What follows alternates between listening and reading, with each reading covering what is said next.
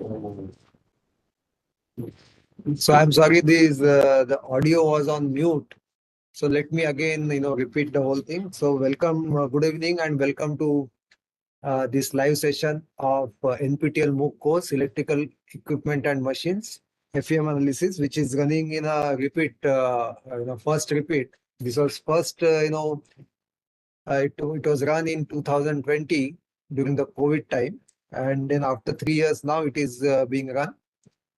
So I hope those who have registered and who are viewing this course, they are enjoying electromagnetics and finite element analysis. So I understand that there was only one question, but that also was not, it was not very clear. But I urge those who are viewing this to, put questions in chat box so that I can answer them. So since there are no formal questions, so I'll take liberty to, summarize the course that has been streamed till now. So let me just go to some, slide in the slide mode.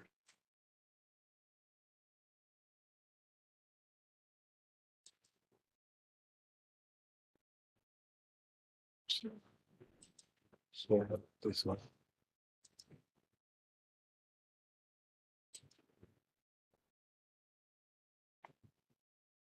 Yeah, so I hope you are able to see this screen. So the first, lecture was introduction,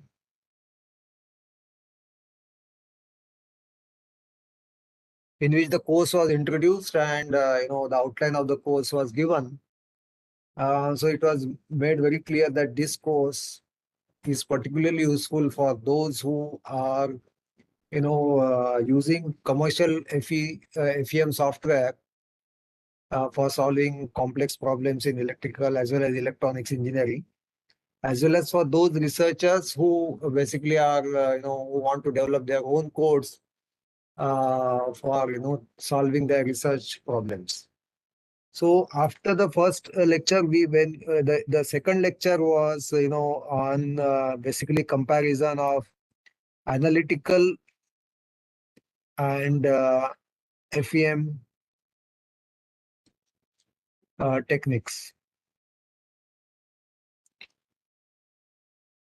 So there, it was clearly mentioned that if analytical solution exists, it will be exact, and particularly for 1D and some 2D problems, which are straightforward.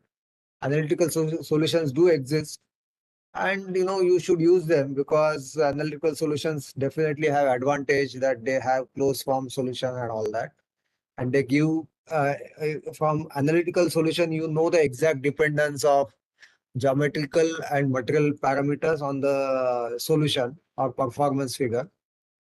But in many practical problems, analytical solutions do not exist, particularly in 2D and 3D problems. So there, you have to use some numerical technique. And finite element method has emerged as a very popular numerical technique, particularly in low frequency electromagnetics area. Okay. So that was what was explained in the second lecture, right? So analytical solution is a closed form solution and exact if it exists, whereas finite element solution, is since it is a numerical technique, there will be some numerical errors, but we can always minimize numerical errors by using proper meshing and proper boundary conditions and refining the mesh and all that, which was also discussed. Okay, then in the third lecture we basically summarized Maxwell's equations. Okay, and then those Maxwell's equations, divergence D is equal to rho V, divergence B equal to 0. Then third is del cross E is equal to minus dabba V by dabba T. And fourth is del cross H is equal to J plus dabba D by dabba T.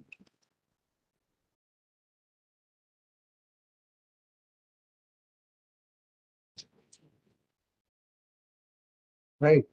And then I also mentioned in the lecture that one way to understand these equations is also to match units on both sides. And also I gave one example of, that matching units on both sides.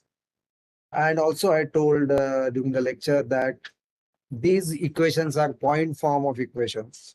And they tell you what is happening at point in space, right? So this is because these all these equations, four equations, they basically involve partial derivatives. And partial derivatives, since derivatives will change from point to point, hence these are basically called as differential form or point form of Maxwell's equations. There are during the next few lectures we also have seen the integral form of equations, right? Okay, so then then in this lecture we also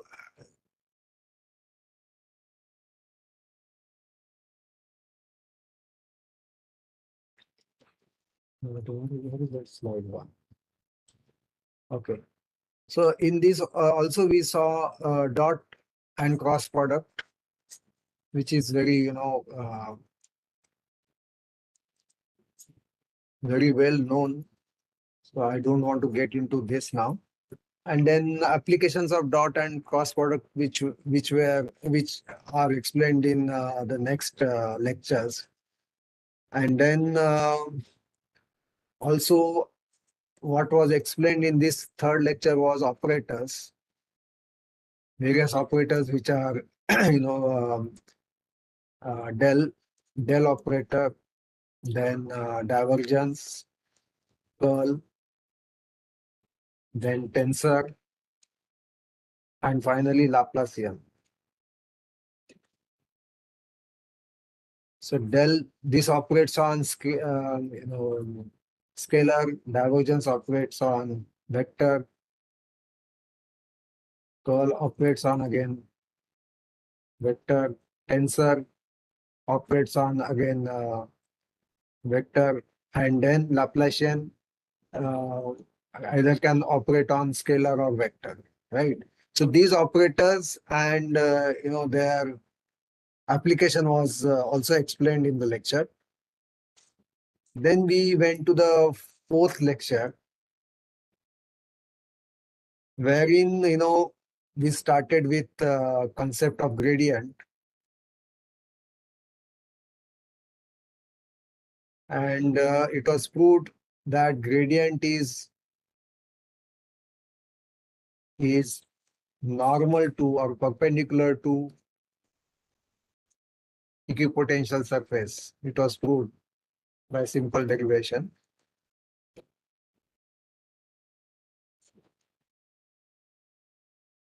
Okay, and then we went on to see divergence theorem,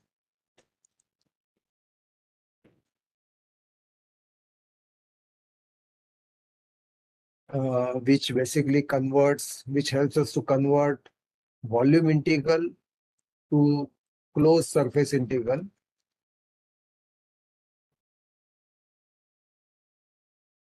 Right? So it basically reduces the dimensionality by one. So that definitely is advantageous in electromagnetic field computations. Okay, then we also saw curl and Stokes theorem. So then we also saw curl and then Stokes theorem.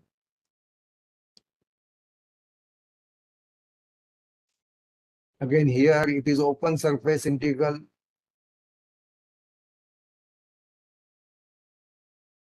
Integral is converted to closed line integral,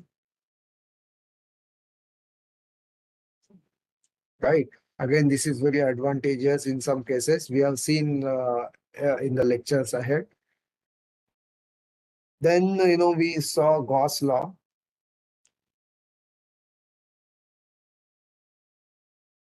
Right? Which is, integral d dot ds, closed surface integral d dot ds is equal to q, is also equal to divergence d is equal to divergence d dv, which is nothing but rho v dv, and this all gives divergence d is equal to rho v, which is the first Maxwell's equation, right? Yeah. So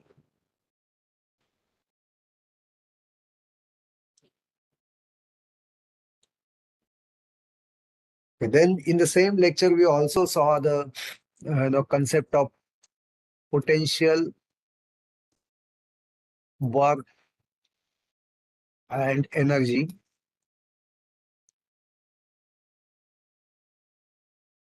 And then we also saw three types of current densities.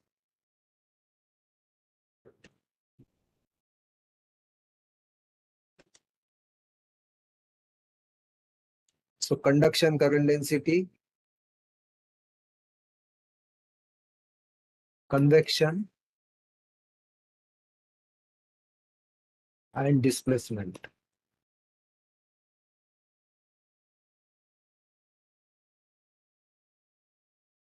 So conduction current density is like is governed by Ohm's law, whereas convection is not. It is some other the current doesn't flow because of potential difference, but maybe an example was given. The charges can flow under the action of some other mechanism or force, and then the current can uh, flow, and that is called as convection current. And displacement,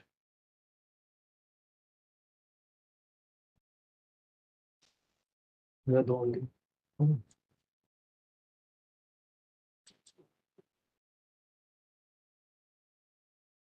So I'm the only participant.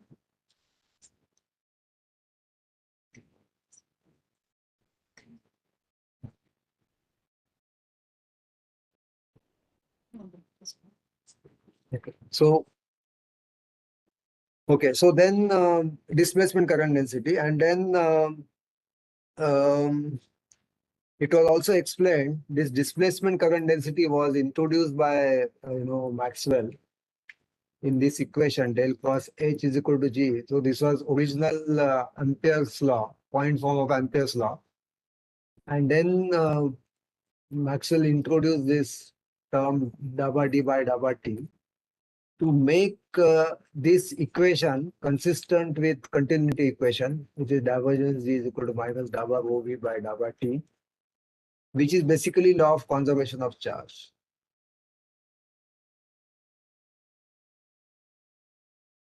which cannot be violated.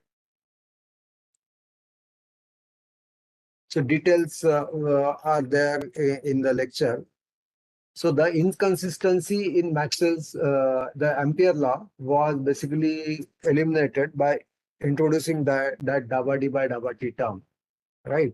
And then whole thing became consistent with fundamental laws, including law of conservation of charge. Okay, so then we went to lecture 5. In lecture 5, we started with the concept of conservative fields.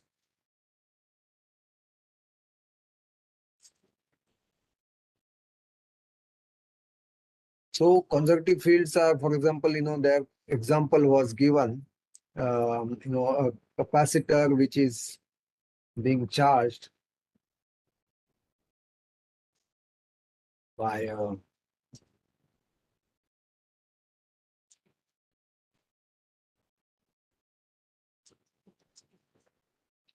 when a battery charges a capacitor.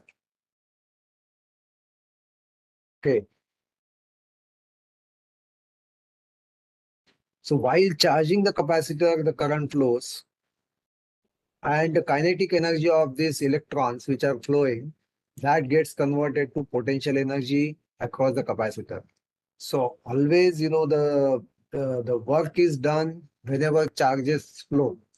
So when this in the this stage when the capacitor is charged, plus and minus, this is this is potential energy, and this potential energy is unable to do the work because it is a conservative field, and the corresponding equation governed is del cross A equal to 0, right?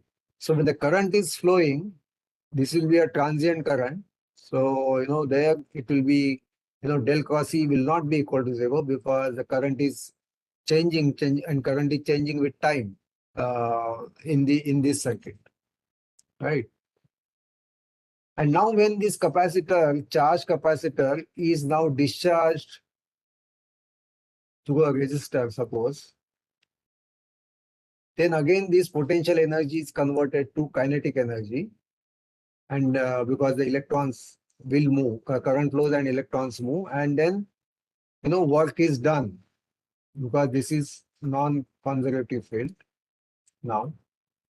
So whenever there is a flow of charges and current flows, it is indicative of non-conservative field, and the work is done, right? So now this work done in the resistor in terms of heat may be useful, may not be useful, but it is work done, right? In some cases, in heating applications, for example, it is a useful work. Whereas in case of electrical machines and all that, whenever the currents are flowing through the winding resistances and they cause losses and heat, so it is a nuisance, but it cannot be avoided. You can minimize those losses by various design rules. Then in the same lecture, we went on to study the polarization and dielectric phenomena, right? So, then we saw this equation D is equal to epsilon 0 E plus P. P is the polarization vector, right? And then we also saw divergence E is equal to rho V plus rho P by epsilon naught. So you should compare this with divergence D is equal to only rho V. So divergence of D vector is only equal to the free volume charge density.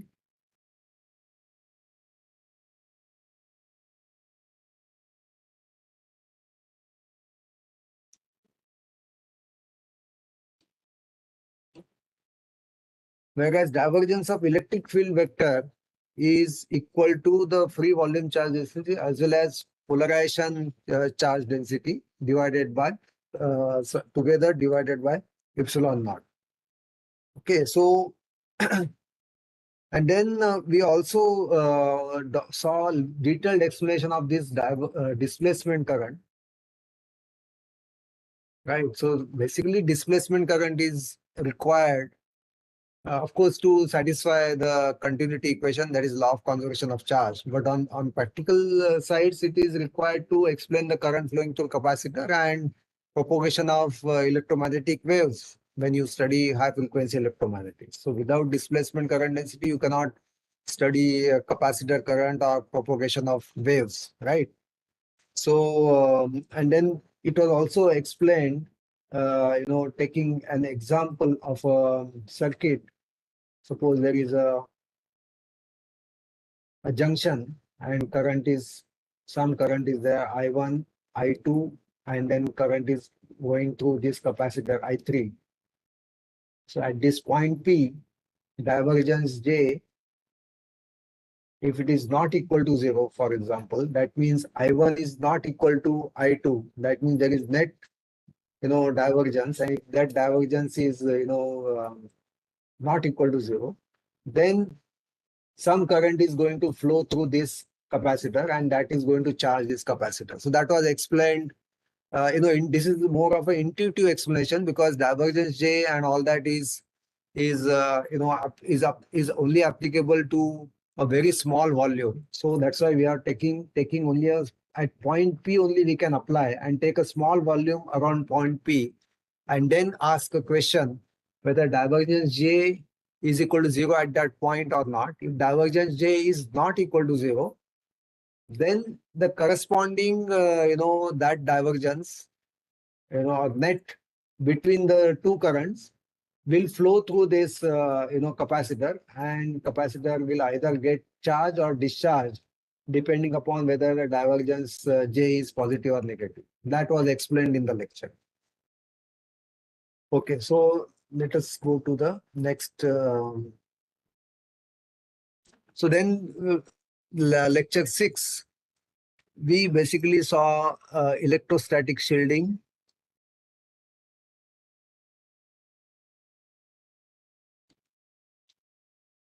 and the corresponding concept of Faraday's cage,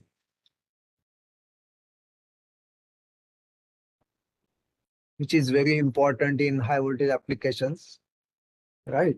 And then it was explained how the, suppose there is a high voltage source, and if you keep it inside a Faraday cage, then how the charges will get induced on the cage, and how the charges will get separated, and for safety purpose you have to ground the, outside, the metal cage, you have to ground it so that you can take those charges, induced charges, to the ground. So all that was explained. And then also it was explained in the same lecture is the electric field intensity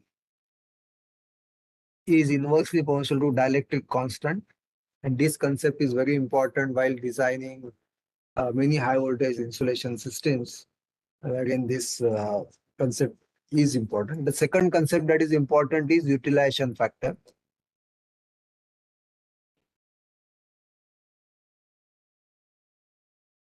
For parallel plate capacitor, for example, without any fringing effects, everywhere the electric field is uniform, and this insulation is, is uniformly, you can say, utilized. But now, if you take a case where you go to a non-uniform electrode, like configuration like this, then the maximum stress is going to be at this conductor tip, is it not?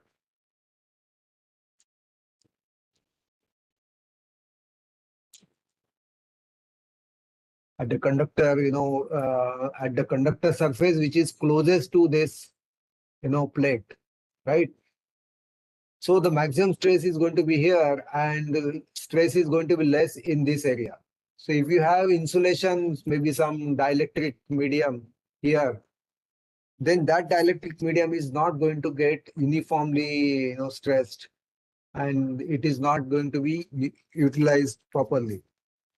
So endeavor of an insulation designer is always to make the, stress conditions uniform across the entire insulation, but of course, which is not practically possible.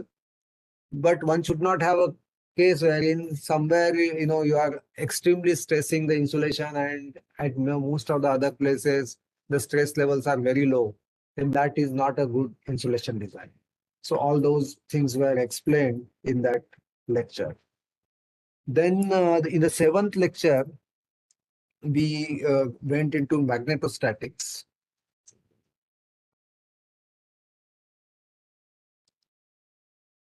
And here it was first that it was mentioned was in all these in magnetics, wherever you see equations involving current and line current, I is the line current,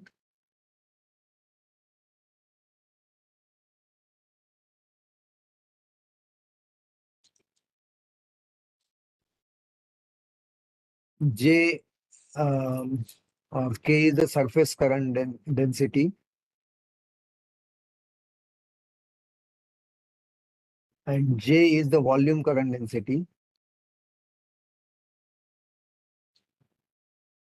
So in magnetics, you will always find any formula in which current is a source. You will either have IDL, KDS, or JDV, right? So the units of all this is ampere meter. This of course is ampere into meter. So this is also because this K is ampere per meter into meter square. And J is ampere per meter square into meter cube. So again, it is ampere meter. So everywhere it is ampere meter. So in the IDL, the DL defines the current direction. In case of KDS, K defines the direction. And in case of JDV, J defines the direction of the current. So that was all explained. Right. And then we also saw the integral form of Ampere's law, which is integral H dot dl is equal to I.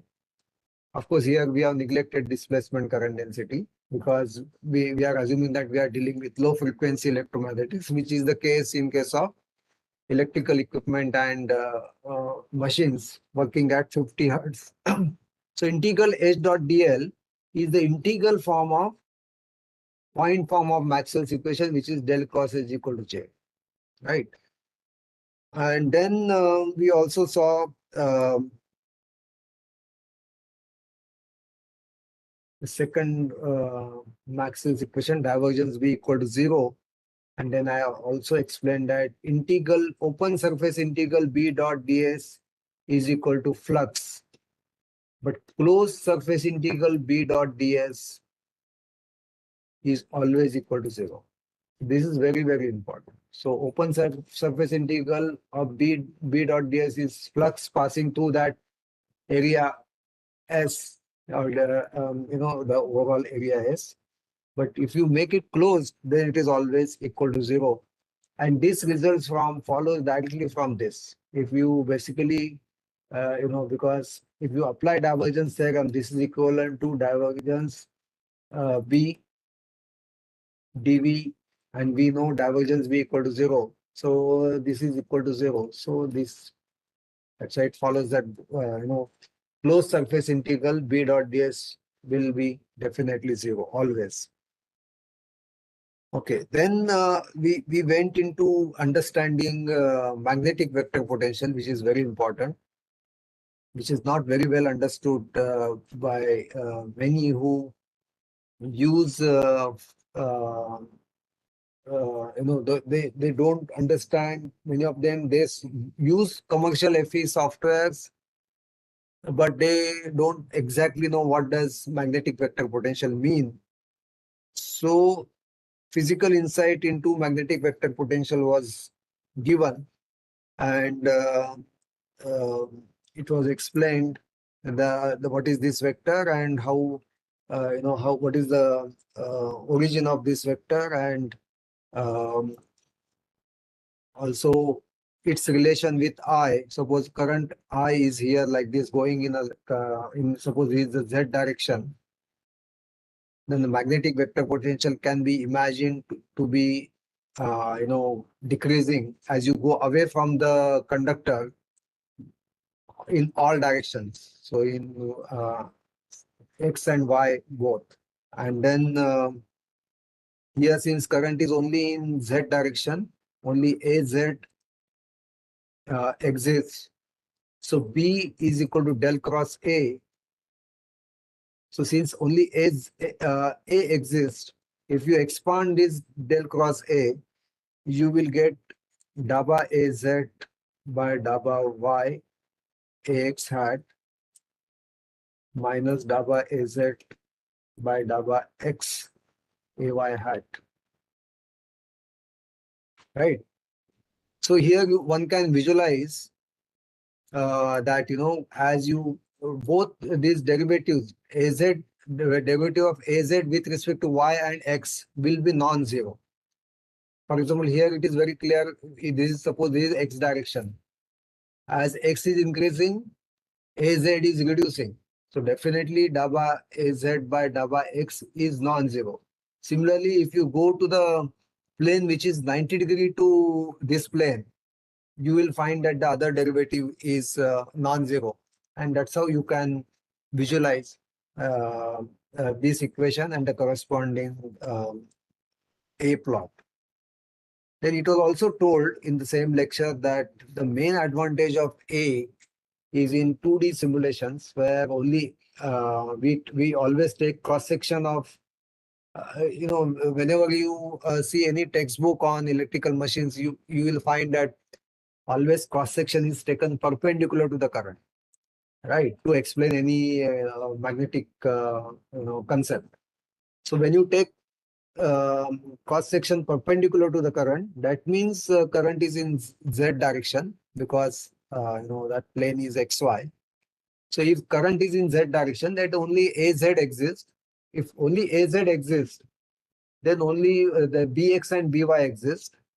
And the problem really reduces to, from 3 dimension, 2 dimension, it reduces to 1 dimension, in the sense at every point in the space you have to determine only the magnitude of az at every point, and because direction is already fixed, so it becomes a very simple problem in case of 2 dimensional approximation, uh, when current is assumed to be perpendicular to the cross section of the paper, and only iz, the current exists in z direction. So A also exists in z direction. B and H exist in x, and so Bx and By components exist, right?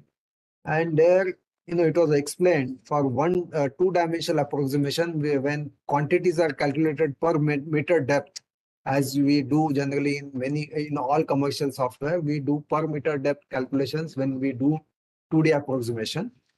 Then the flux passing through any 2 points in 2D plane is simply given by difference of two magnetic vector potentials between those 2 points. So it becomes so simple to do the analysis. So that is the main advantage. So then we in the next lecture, lecture 8, we saw the concept of magnetic scalar potential. So this potential is useful in some 3D calculations, 3D magnetostatic calculations, not involving currents, as well as loops. There should not be any loops having currents. So these are the two approximations or limitations, that current should not be there in the region where magnetic scalar potential is defined, as well as there should not be any loops in that region uh, wherein the currents are passing, right? So if these two conditions are satisfied, then you can actually use magnetic scalar potential. And the advantage is H is equal to minus del Vm, like E is equal to minus del V in case of electrostatics. You can define H as minus gradient of magnetic scalar potential.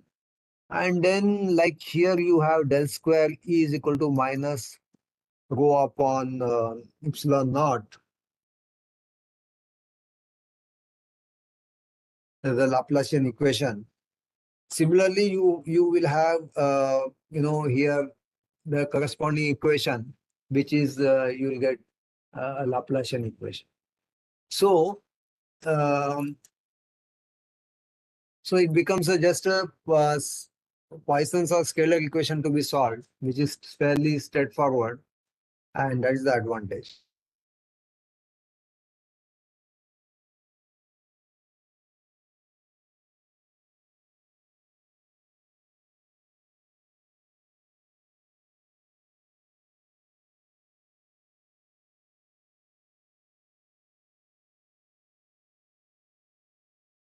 Reference was made about permanent magnet materials.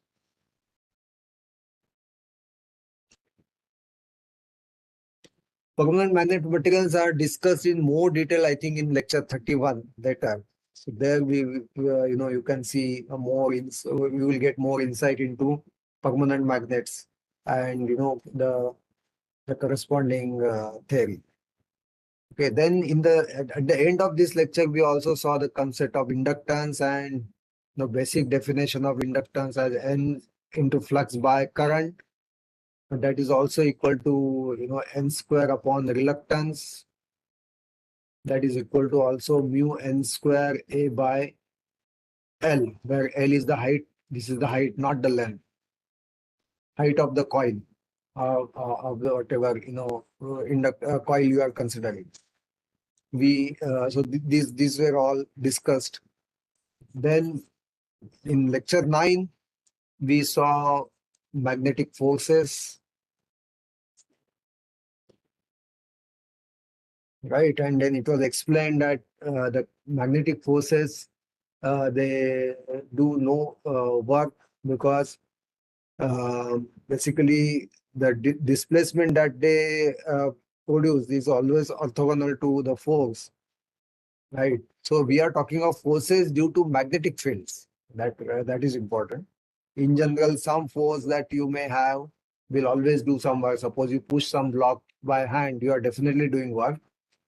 But those forces which are produced by magnetic fields, they will not actually do the work, and that was explained by taking one example also in that um, lecture, right? And then it was also mentioned and explained, in case of time varying fields, E is equal to minus del V minus dabba A by dabba T. So dabba A by dabba T is the term which basically is indicative of time varying nature of the investigated fields, right? Then the 10th lecture was on eddy currents, which are very important for analyzing many electrical equipment phenomena, as well as in various electrical machines. And to understand that, we have to again start with Maxwell's equations, and you start with any Maxwell's equation, and if you manipulate that equation,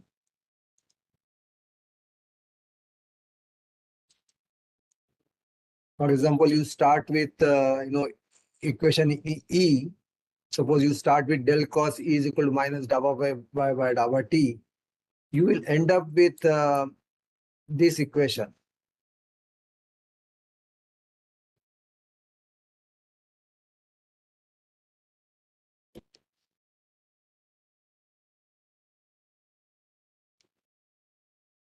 So this is called as characteristic equation, which is satisfied by all vectors in linear, if you are considering linear, case. So basically, this second term, if second term is dominant, which is in case of low frequency and involving conducting materials, then you have case of diffusion equation, and you are analyzing um, you know eddy current phenomena. But if you are analyzing, if you are working at high frequency, and you are essentially having dielectric materials through which wave is propagating, then this term will be zero, and this term will dominate, and then we have wave phenomenon.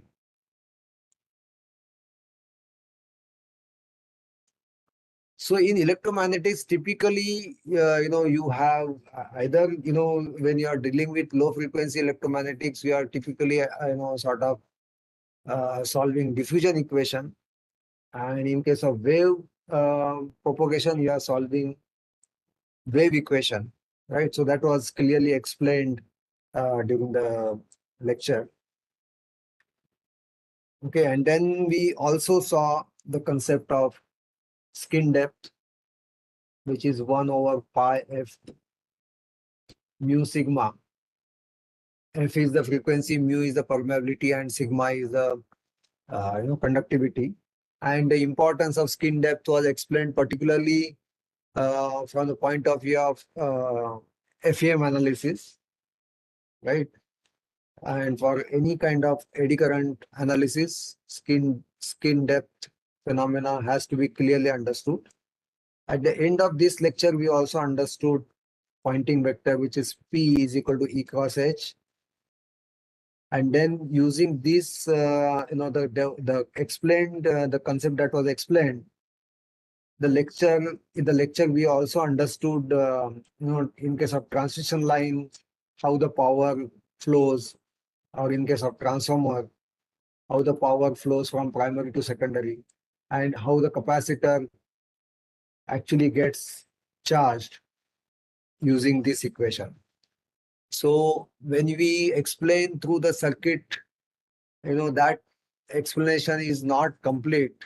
Whereas through fields, you exactly know how this power transfer is taking place in various equipments associated with electrical and electrical engineering. For example, in case of transmission line, you have two electric fields. One is along the conductor length, and one is perpendicular to the conductor, and that will lead to two energies and corresponding powers. One power will flow from sending end to receiving end, right? Whereas the other one will lead to losses in the conductor. So that was clearly explained during the lecture. Okay, so going further, from lecture 11, we started going into finite element analysis.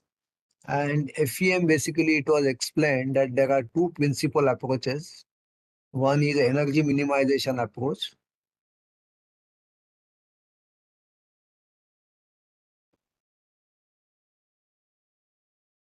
which is called as variational approach.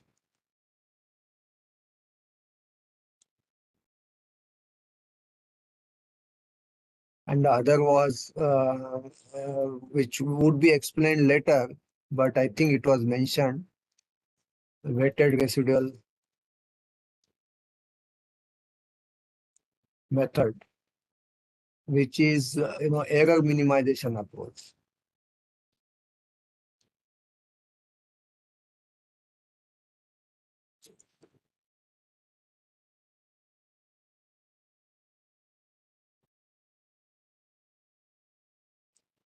Right. So it was clearly explained this now.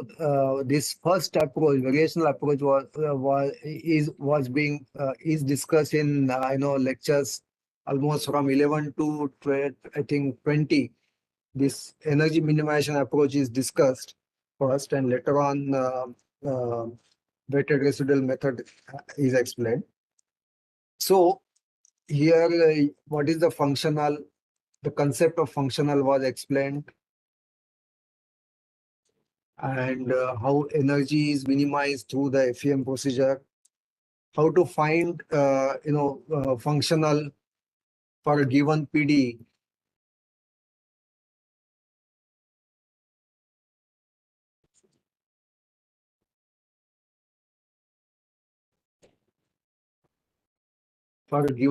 was also explained,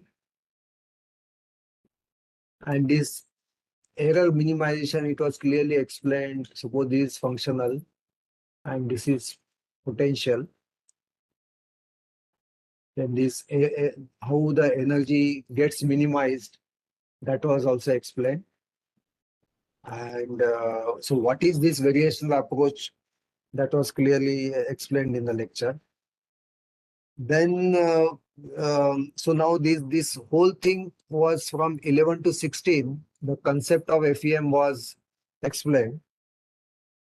Then we also discussed the whole domain approximation, because these are numerical techniques. So we have to start with some approximation. So whole domain approximation we started with.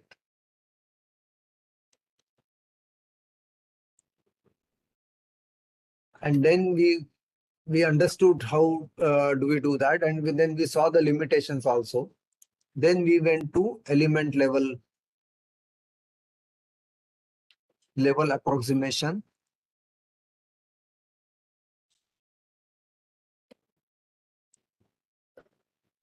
for basically potential. We start with some approximation for potential distribution. So it was explained that if you suppose you have one-dimensional domain from suppose x is equal to a to x is equal to b, and the potential actually may be varying like this. So it will be difficult to find a polynomial which will sort of closely resemble this, and we will be able to sort of get a good starting point. But it is so that whole domain approximation will be little bit cumbersome. But what can be done is you divide this into small finite elements, and then over each uh, of these segments you approximate the potential as a is equal to b, a plus bx. So this is fairly straightforward linear approximation. And then using this, how to find the energy of one element, and then how to find element coefficient matrix. Then from element coefficient matrix for all such from all such element coefficient matrix, how to form global matrix. All that was explained. So first we form element coefficient matrices,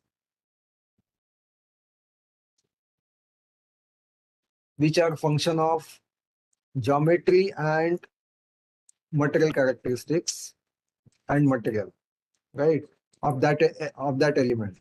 So they are function of this. So all the element coefficient matrix, then they can be combined into to form one global coefficient matrix.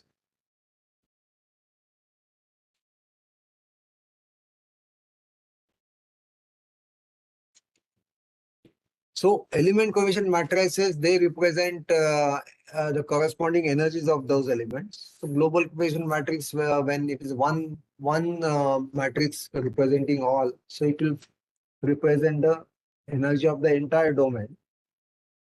And then it was explained in FEM procedure that we express this energy in terms of function of potential of nodes, nodal potential.